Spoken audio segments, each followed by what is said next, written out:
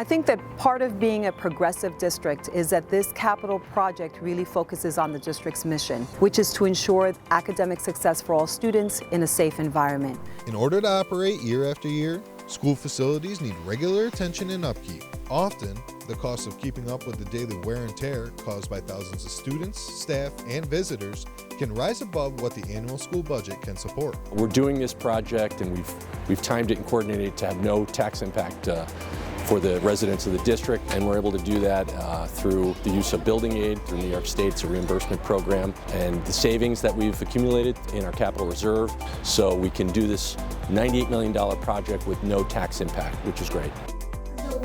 The ones, so 54 plus what? How many ones are there? We're really addressing all the critical infrastructure needs in the district. We're going to do work at 7 of our school buildings. All of our school buildings will have some work done, including 5 non-instructional buildings. So nearly every building in the district will have some work done. We're addressing leaky roofs that need replacement and heating and ventilation systems that are way past their useful life.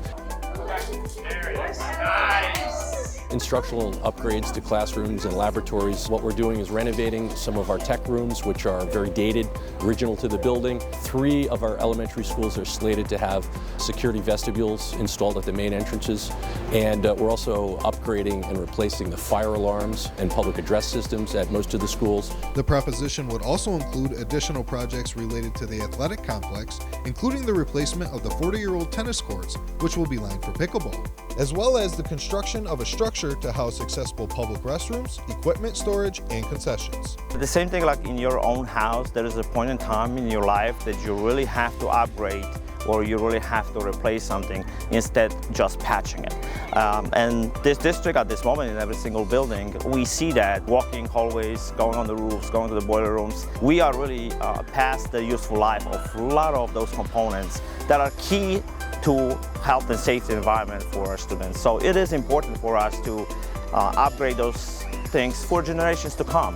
By engaging in multi-year planning, Monroe-Woodbury is able to look into the future and structure new projects around the debt that is falling off from old projects.